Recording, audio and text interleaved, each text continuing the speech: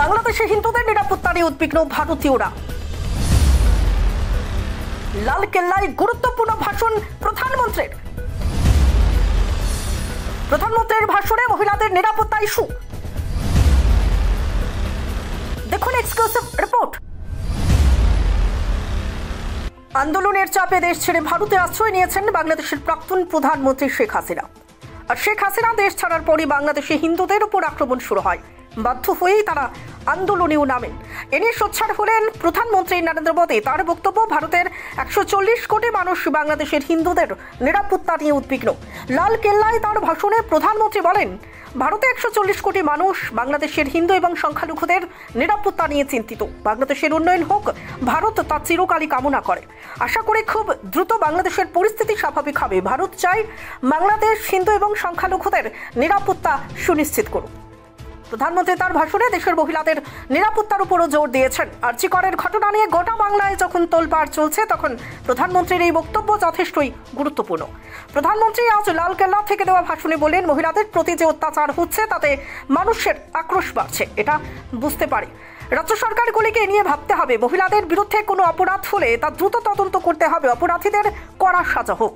মানুষের বিশ্বাস ফিরিয়ে আনা প্রয়োজন। ধর্ষণের মতো কোনো ঘটনাও যখন ঘটে তখন তা নিয়ে বহু চর্চা হয়, কিন্তু অপরাধীদের যখন সাজা হয় তখন কোনো খবর হয় না। সময়ের দাবি, যার সাজা হলো তা নিয়ে চর্চা হোক, যাতে অন্যদের মনে এ নিয়ে ভয় তৈরি হয়।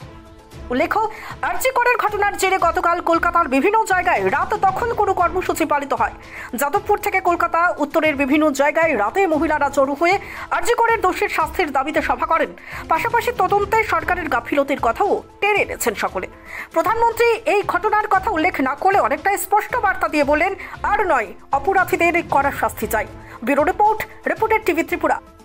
দাদা, একটা বিস্কিটের প্যাকেট দিন তো। দাদা 500 ml জল দিন তো।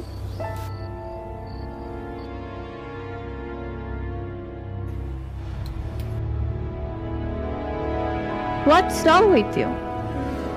আমরা জানি রোজ 3 থেকে 4 লিটার জল খেলে শরীরের নানান রোগ দূর হয়। হ্যাঁ, তাই তো করছি। তুমি কি জানো তুমি যে জলটা খাচ্ছ সেটা পিওর কিনা? এরকম প্রচুর জলের কোম্পানি আছে যারা জলের নামে বিষ বেচে রমরমা ব্যবসা চালিয়ে যাচ্ছে। রাস্তা থেকে ব্যবহার করা বোতল সংগ্রহ করে সেটাকে আনহাইজিনিকভাবে পরিষ্কার করে সাধারণ টেপের জল ভরে নতুন লেবেল লাগিয়ে রেল, বাস ও বাজারে ছাড়ছে। তবে কোনটা সঠিক কি করে বুঝবো? শুধুমাত্র ফ্রেশ অ্যালকালাইনের জলই ব্যবহার করবে।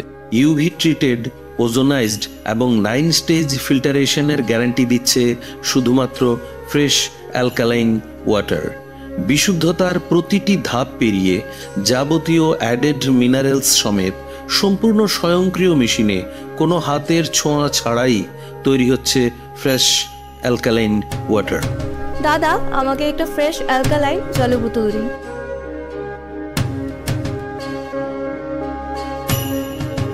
Fresh alkaline water.